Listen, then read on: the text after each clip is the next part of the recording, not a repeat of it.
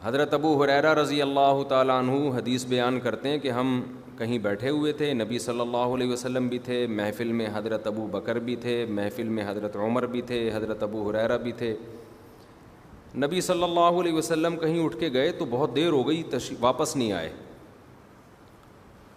تو حضرت ابو ہریرہ کہتے ہیں ہمیں خوف ہوا کہ کہیں کوئی دشمن نے نقصان تو نہیں پہنچایا، آپ ہیں ہی نہیں۔ تو حضرت ابو ہریرہ ایک دم تلاش میں نکلے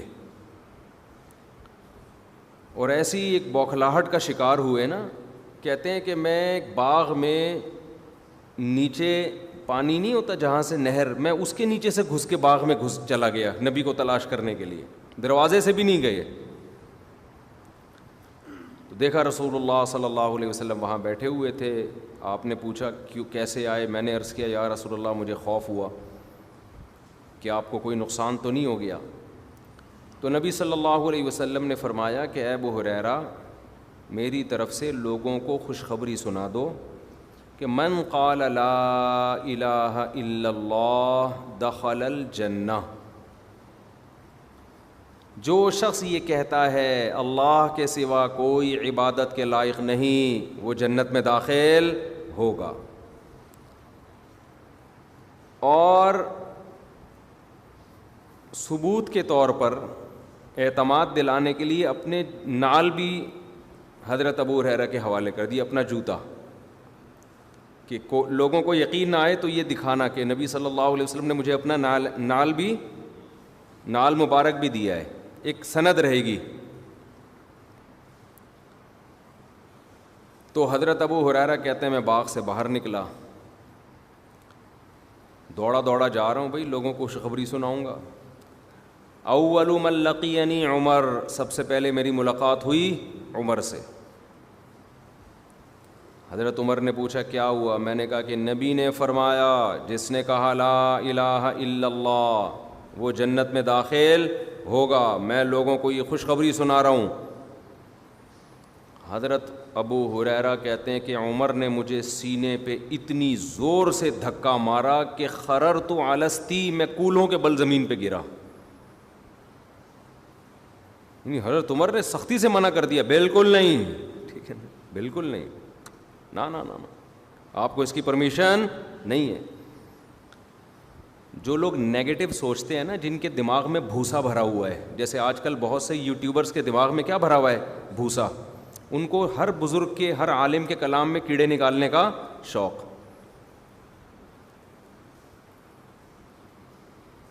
تو وہ یہاں بھی کچھ الٹی سیدھی بات کہہ لیں گے کہ حضرت عمر نے حدیث سن کے دھکا دے دیا، یہ تو معاذ اللہ اسلام سے معاذ اللہ کفر ہو گیا۔ او بھائی یہ بھی غیرت اور حمیت کہ لوگ نبی کی بات کا مطلب سمجھیں گے نہیں۔ جب آپ اچھی تعویل کرنا چاہو تو اچھی کر سکتے ہو، جب آپ کے دماغ میں نفرت کا بھوسا بھرا ہوا ہو تو ہر اچھی بات بھی آپ کو کیا نظر آتی ہے؟ غلط۔ مولانا اشرف علی تھانوی کا خواب تھا نا، اس نے کہا مجھے خواب آیا، اس مرید نے، کہ مجھے اشرف علی رسول اللہ خواب میں آیا۔ تو جن کے دماغ میں بھوسا بھرا ہوا ہے وہ کہتے ہیں ختم نبوت کے منکر۔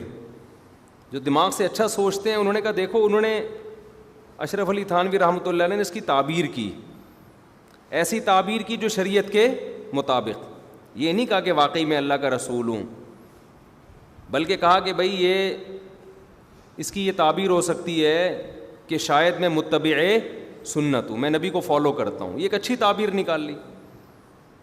اب جس کے دماغ میں پازیٹیو سوچ ہوگی وہ کہے گا دیکھو بھائی ایسا خواب سن کے ان کو اپنے بارے میں نبی ہونے کا شبہ نہیں ہوا، کبھی بھی شبہ نہیں ہوا۔ بعض لوگ کہتے ہیں وہ جاگتی حالت میں بھی کہا ہے، تو جاگتی حالت میں جو اس نے اٹھتے ہوئے کہا ہے نا وہ بھی غیر اختیاری ہے، اور میں اس پر ایک پورا کلپ ریکارڈ کروا چکا ہوں کہ اس طرح کے خواب نبی کے دور میں بھی آئے ہیں، صحابہ کو بھی آئے ہیں، ان کی بھی تعویل کی گئی ہے، ایز اٹ از نہیں لیا گیا ان کو۔ خوابوں کی دنیا الگ ہے، جاگتی حالت کی دنیا الگ ہے، لیکن دماغ میں کسی کے بھوسا بھرا ہوا ہو وہ کیڑے نکالنے کے علاوہ اس کو کچھ بھی نہیں آئے گا۔ تو اپنے دماغ کا علاج کرائے آدمی۔ اور اگر پھر بھی کوئی کہتا ہے کہ انہوں نے رسول اللہ اپنے نام کا کلمہ پڑھوایا تو پھر وہ کہے کہ مولانا شلبی تھانوی معاذ اللہ کافر تھے، کیونکہ میں کہتا ہوں جو اپنے نام کا کلمہ پڑھا ہے وہ اسلام سے خارج۔ پھر وہ یہ نہیں کہے کہ ہم براڈ مائنڈڈ ہیں، کسی کو کافر نہیں کہتے، تو پھر قادیانی کو بھی کافر نہ کہو آپ۔ تو ان کا مقصد صرف اور صرف نیگیٹیوٹی پھیلانا. خواب میں کچھ بھی ہو سکتا ہے. جاگتی حالت میں اللہ کی زیارت ممکن ہے؟ بولو نہیں ہے. امام احمد بن حنبل کہتے ہیں میں نے خواب میں اللہ کی زیارت کی ہے. اہل سنت والجماعت کا عقیدہ ہے کہ خواب میں اللہ کی زیارت ہو سکتی ہے. اب کوئی یہ خواب ہی غلط ہے کیونکہ اللہ کی زیارت تو او بھائی خواب ہے, خواب کی تو تعویلات ہوتی ہیں. سعودی عرب کے شیخ بن باز مفتی اعظم تھے, بہت پرہیزگار تھے. اس زمانے میں ہمارے ایک دوست حج کر کے آئے تو انہوں نے بتایا کہ وہاں ایک خواب بڑا مشہور ہے. خاتون نے شیخ بن باز کو فون کر کے بتایا کہ میں نے ایک عالم کو دیکھا کہ بیت اللہ کا برہنہ طواف کر رہا ہے بغیر کپڑوں کے, اس خواب کی تعبیر بتائیں. شیخ بن باز نے کہا یہ اس کی علامت ہے کہ وہ جنتی ہیں. کوئی تعبیر ہوگی ان کے ذہن میں. اس عورت نے پھر کہا کہ وہ میں نے آپ کو دیکھا ہے, پہلے نام نہیں بتایا اس نے. تو بیچارے ایک ہفتے تک روتے رہے. دماغ میں بھوس بھرا ہوا ہو تو آپ کیا تعبیر نکالو گے؟ یہ گستاخ ہے, اولیاء کی گستاخ, علماء کو کہہ رہی ہے برہنہ طواف. بھائی خواب ہے, خواب کو حقیقت پر تھوڑی رکھا جاتا ہے, اس کی تو تعویلات ہوتی ہیں. اور اگر نیند سے بیدار ہوتے ہی کسی کی زبان سے ایسے کلمات نکلے, وہ بھی اس خواب کے اثرات کی وجہ سے, اس پہ بھی شریعت میں کوئی آبجیکشن نہیں ہے. ختم نبوت پہ جتنا علماء دیوبند نے کام کیا تمہارے باپ سوچ بھی نہیں سکتا, اس کا تمہارے تصور نہیں کر سکتے جتنا. یہ تو تھے ہی نہیں یہ لوگ جو اب علماء دیوبند پہ اعتراضات کر رہے ہیں, یہ تو اس دور میں سو رہے تھے, ان کو پتہ ہی نہیں تھا کیا ہو رہا ہے دنیا میں. ساری قربانیاں ختم نبوت کی حفاظت کے لیے ان علماء نے دی. آج انہی پہ کیچڑ اچھالا جا رہا ہے. چند ٹچے بیٹھ جاتے ہیں میڈیا پہ آ کے اور ان کا کام سوائے کیڑے نکالنے کے کچھ بھی نہیں ہے. تو اسی طرح حدیث پہ بھی لوگ طنز کرتے ہیں. حضرت عمر کے اس عمل پہ جو دماغ میں بھوسا بھرا ہوا ہوگا تو کیا کرے گا, وہ طنز کرے گا کہ دیکھو ابو ہریرہ حوالہ کس کا دے رہے ہیں, نبی کا, اور حضرت عمر بجائے اس کو لینے کے کیا کر رہے ہیں, دھکا. ہم تو کیونکہ حضرت عمر سے ہمیں محبت ہے, ہمیں پتہ ہے ان کی قربانیاں ہیں. کسی کے بھی بات کو لینے کے لیے, اس کا مطلب لینے کے لیے اس کی لائف کو بھی دیکھنا پڑتا ہے. یہی کام کوئی منافق کرتا جس کی زندگی نفاق سے بھری ہوئی ہوتی, ہم اس کے عمل کی اچھی تعویل نہیں کرتے. ہم کہتے ہیں وہ منافق کو حدیث سے نفرت تھی اس لیے کیا ہے, لیکن عمر یہی کام کرے گا تو ہم کہیں گے غیرت اور حمیت, یہ نبی سے محبت کی وجہ سے کیا ہے. تو کسی کے بات کے دو مطلب نکلتے ہو نا, تو اس کی لائف کو دیکھا جاتا ہے کہ پہلے کیا کرتا رہا ہے. توحید کا دفاع کرتا رہا ہے تو اس کی بات کو شرک پہ محمول نہیں کیا جائے گا. لوگ کہتے ہیں نا جب تمہارے اکابر یہ کام کریں تو اس کی صحیح تعویل کرتے ہو, دوسرا کرے تو غلط. بھائی دوسرا شرک کو پروموٹ کر رہا ہے ساری زندگی, ہم جب اس کی بات کی تعویل کرتے ہیں وہ خود اس تعویل پہ راضی نہیں ہے, وہ کہہ رہا ہے میرا مطلب ہی نہیں ہے یہ وہ راضی نہیں ہے اس پہ. تو تعویل ایسے شخص کی بات کی جائے گی کہ جس کی تعویل پر ہمارے پاس اس کی لائف میں ثبوت ہو. بہشتی زیور میں آپ اٹھا کے دیکھیں مولانا اشرف علی تھانوی نے جو عقیدے لکھے ہوئے ہیں, عقیدہ توحید کو جس طرح ڈیفائن کیا ہے, وہ عقیدے میں اہل سنت کے عقائد میں کوئی فرق نہیں ہے. سیم وہی ہے جو عربوں کا عقیدہ ہے, سیم وہی ہے جو اہل حدیث کا ہے, سیم وہی ہے جو پوری دنیا کے مسلمانوں کا ہے. جو عقائد انہوں نے ڈیفائن کیے ہیں, اور وہ تو پوری دنیا میں جہاں جہاں حنفی ہوتے ہیں پڑھائی جاتی ہے وہ. لیکن عبارتوں سے نکالنا, انہوں نے یہ کہا تھا تو اس کا یہ مطلب, انہوں نے یہ کہا تھا تو اس کا یہ مطلب. یہ خوب سمجھ لیں, جب دماغ میں بھوسا ہوتا ہے تو آدمی کو ہر جگہ کیا نظر آتا ہے, بھوسا نظر آتا ہے. تو حضرت عمر نے کیا کیا, جیسے ہی صحابی سے حدیث سنی حضرت عمر نے دھکا دے کے ان کو پیچھے گرایا. ہم کیونکہ عمر کی قربانیوں کو جانتے ہیں, اسلام کے لیے قربانیاں ہیں, اس لیے ہم کہیں گے یہ حدیث کی مخالفت مقصد نہیں تھی.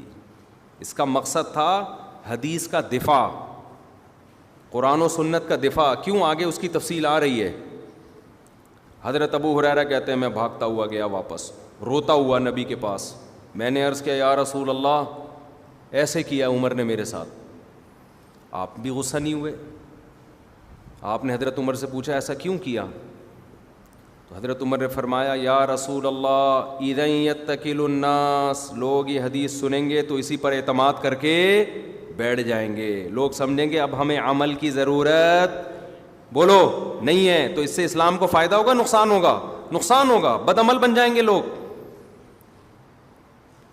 عقل مند لوگ تو سمجھ جائیں گے بھائی لا الہ الا اللہ کا مقصد اس کے لوازمات کے ساتھ، کلمہ توحید کا اقرار کرے، اس کے لوازمات ہیں، عملی زندگی میں بھی اس کو لے کر آئے. لیکن عام آدمی کیا سمجھے گا کہ بس زبان سے کہہ دیا لا الہ الا اللہ، ہم کہاں گئے؟ سیدھا جنت میں. تو نبی نے حضرت عمر کے اس عمل کی مخالفت نہیں کی، بلکہ کتنے مواقع ایسے ہیں نبی نے حکم دیا، حضرت عمر نے مشورہ دیا نا نا نا ایسا نہیں، آپ یوں کریں. قرآن کی آیتیں نازل ہو گئیں کس کی تائید میں؟ حضرت عمر کی تائید میں. تبھی تو نبی نے فرمایا اللہ نے عمر کی زبان پہ حق کو جاری کر دیا ہے. تو جیسے عمر کے ساتھ بعض لوگ کر رہے ہیں نا، ان کے اپنے دماغ میں بھوس ہے، ایسے ہی ائمہ اربعہ کے ساتھ بھی کر رہے ہوتے ہیں، محدثین کے ساتھ بھی کر رہے ہوتے ہیں. ایک حدیث ہے آپ کے سامنے آئی، آپ اس کا مطلب کچھ اور لے رہے ہو، ابو حنیفہ کچھ اور لے رہے ہیں، آپ کے دماغ میں چونکہ بھوسا بھرا ہوا ہے تو آپ سمجھ رہے ہو ابو حنیفہ حدیث کے مخالف ہیں. بھائی وہ کچھ اور، ان کی رائے کچھ اور ہے، اس حدیث کا مفہوم ان کی نظر میں کچھ اور ہے، اور ان کا علم آپ سے 20 گنا زیادہ ہے. تو علاج کس کا ضروری ہے؟ بھوسے کا جو دماغ میں بھرا ہوا ہوتا ہے. جب انسان اچھے نیت سے سوچتا ہے تو اس کو لوگوں میں خوبیاں نظر آتی ہیں. ہاں ایسی خامی جس کی کوئی تعویل ہی ممکن نہ ہو، اس میں دفاع کرنا جائز بولو نہیں ہے، یہ اکابر پرستی ہے. پھر